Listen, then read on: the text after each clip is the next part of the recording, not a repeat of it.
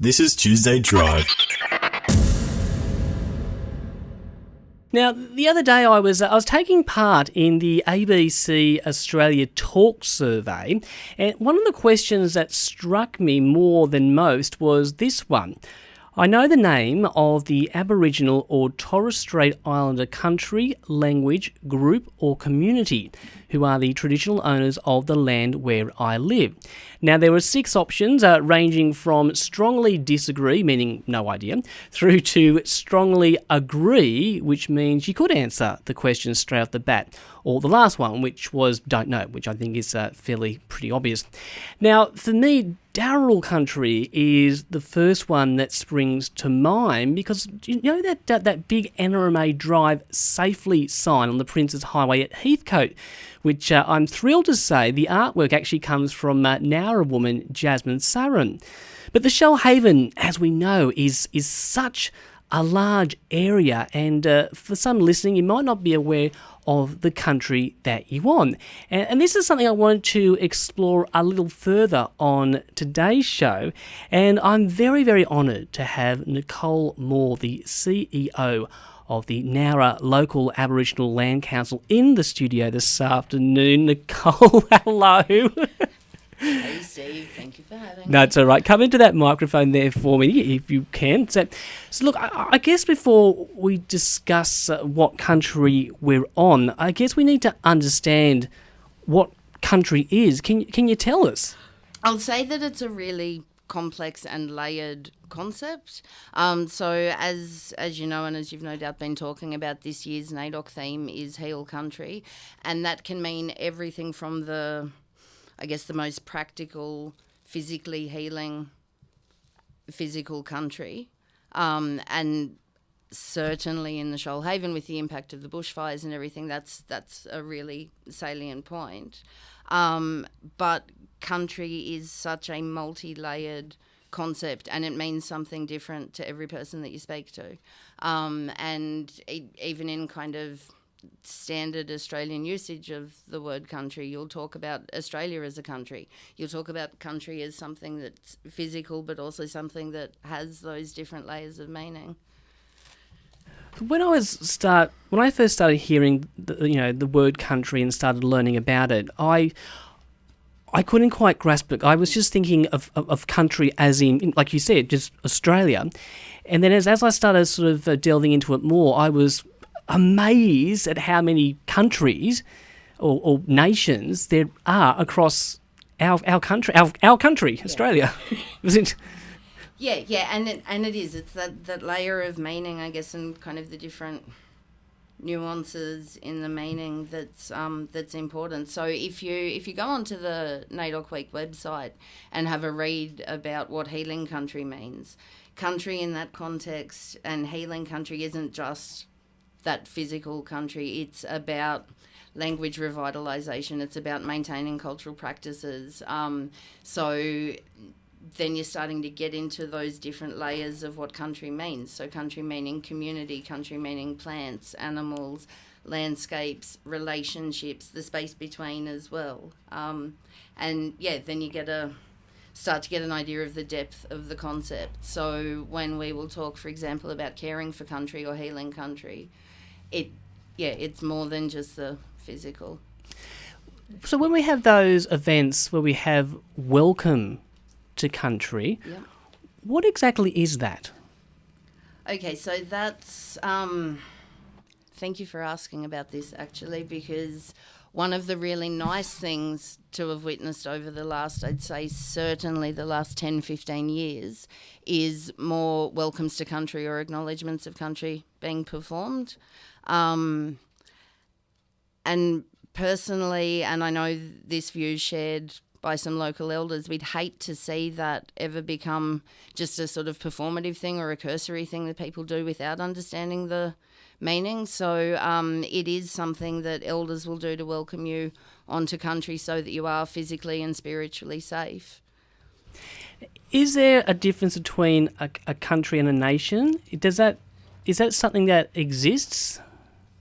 Because the reason I asked, because I've been looking at this map on the IATSE's website, and some of it is nations and some of it's countries, and I was like, well, what's the difference? So that's the Tyndale map. So if you were to actually have a look at that and try and locate Nowra on that map, you'd see that it says that we're in Tharawal country, and then it will say that Yuin country is beneath it. I guess the first thing I'd say about the map, the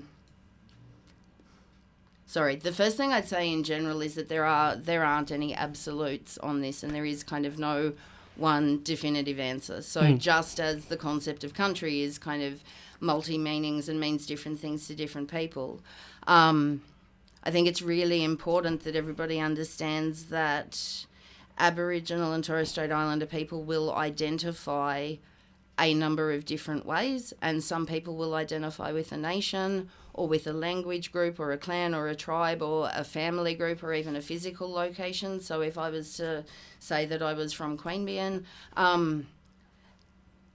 and there is no one universal truth on that, and everybody's got the right to their own identity and to identify as and how they want. So, for example, here locally, I heard in the lead-in that you broadcast as far up as Gerringong, right? So if we talk about land councils, you've got Nowra Land Council, which covers this area. You've got Illawarra to the north, Geringa to the east, and Ulladulla Land Council to the south. And then you've got the Wreck Bay Community Council out in Jervis Bay Territory. So that's one set of, I guess, administrative boundaries. So just within the Nowra Land Council boundaries, yes, you've certainly got people that will identify as being part of the Yuin Nation. You've got people that will identify with being either the Darawal or Durga language-speaking groups.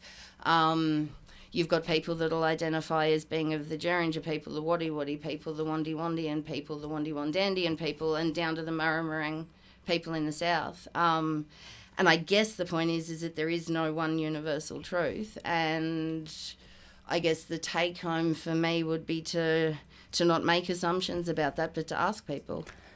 And I love that. The fact that you've just explained that it's not a physical location. It can be a physical location if you want it to be, but it doesn't have to be, because when I look at this Tyndale map, I get confused, especially in the Shoalhaven, because it sort of blurs between the Yuin Nation and Tarawal.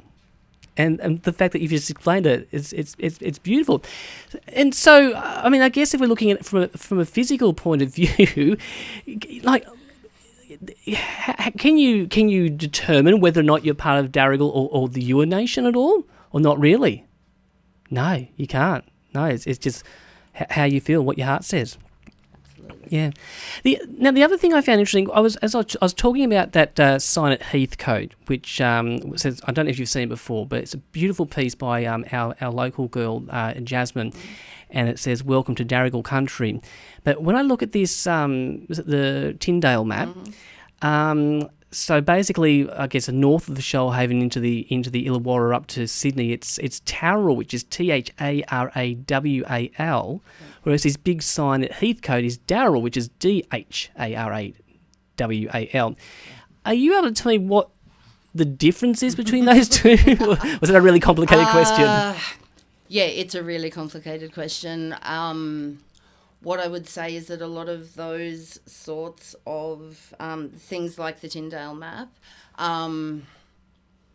we don't have the time to do this today. We really don't. But basically, you're relying on early records from anthropologists and linguists who were hearing with very Western, very English ears. And you can see how easily over time and through different recordings, for example, the difference between the TH and the DH and the D could blur. So when, you might not be able to answer this question, but so when the RMA have put this sign up that says "Welcome to Darrigal Country," would they have consulted with the local people? Yeah, they would have. Yeah, right. Absolutely. That sort of stuff doesn't go up without consultation, to the best of my knowledge. And there are some areas within New South Wales where it's perhaps a little closer to universal truth. The Shoalhaven's got a really long and complicated history. And one other thing that I'll throw in, because I'll throw it in whenever I can. So Nowra Land Council, we operate out of and we own, and so I work out of the former Bomaderry Aboriginal Children's Homes over at Bomaderry. So there's literally the birthplace of the stolen generations in New South Wales. That's here in your backyard.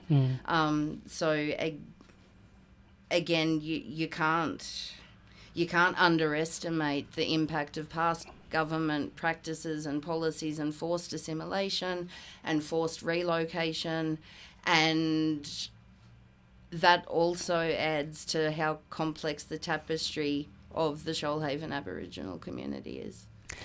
Now, one thing that I know that you've had an opinion on is, of course, Australia Post's offer to put the country name on the label when you're sending mail or receiving mail. I guess I'm interested to know what your opinion on that is. But the other thing, and in particular what we've just been discussing with trying to, decide where you come from and looking at this map, if I was to send a letter to say to somebody in Western Australia, do I say I'm from Yuin Nation or do I say I'm from Darrigal country? Or do you say neither, or do you say both? Or right. do you speak to the traditional owners in your local area? My family's not from here. I'm not originally from here. I would be deeply reluctant to put my personal opinion on that or to provide advice. I would say to speak to local elders, because I can't speak with cultural authority on which nation, if any, to acknowledge. And we have some wonderful elders, of course, across the Shoalhaven that I know would be very, very happy to help us out. So can I ask you, Nicole, who your mob is? Yep, so my family's actually from out in Wiradjuri country, though I'm born and bred in Queanbeyan. And yeah, I've been here for about the last 20 years or so here in the Shoalhaven. And loving it. And absolutely loving it. Now, we had a call from Mark before who wanted to know what black cockatoo means. Yeah, so the black cockatoo is the logo of the Nowra Local Aboriginal Land Council, and Nowra is the black cockatoo. So what are you hoping to do with NAIDOC Week this week, and the theme, of course, Heal Country? What would you like people to go out and do? It's a little quieter. Thanks to the COVID restrictions, we would have been planning a massive community event tomorrow, actually, and there would have been a program of activities all through the week. I'd probably encourage people to research these issues if they're interested, and to reflect on what country means and can mean, and to seek out those community connections and to hear stories. One thing, if I can throw a quote in off the NAIDOC website about this theme, because I think it's really important, is that healing country is more than changing a word in our national anthem. It's about the historical, political and administrative landscapes adapting to successfully empower and celebrate Aboriginal and Torres Strait Islander communities, nations and heritage. That's beautiful. You just can't say it any better than that. If people are interested in finding out more information about, what country they're from, again, if they want to connect with elders, is there somewhere that they can go to in the Shoalhaven? Can they come to the Land Council? Yeah, well, the land councils. So, again, the area of where your listeners are coming from. So, yeah, be that Illawarra Land Council, Nowra Land Council, Derringer Land Council, Ulladulla Land Council, Wreck Bay Community Council, yeah. And how are you personally going to be reflecting this week on NAIDOC Week? At work. Oh, that's not fair at all, Nicole. Look, I want to thank you so much for coming in today. Now, I did ask you to choose a little song for me. What's the song that we're about to play? Okay, so the song's called Get Me Out, and it's by King Stingray. The reason I picked this instead of saying play some Paul Kelly is that there is such a rich diversity of really new, really exciting talent in the Aboriginal music space, and I think that's a stretch goal people can set themselves for this week as well, is to seek out some of that. And as I was explaining to you before we went on air, King Stingray, the band, it's the kids that were hanging around Yothu Gindi. It's like it's Wow. the children of, it's the toddlers that you saw in early film clips. So.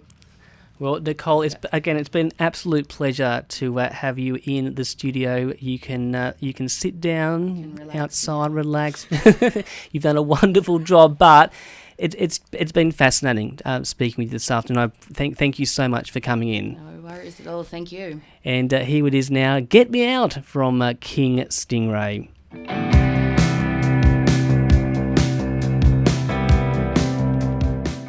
This is Tuesday Drive.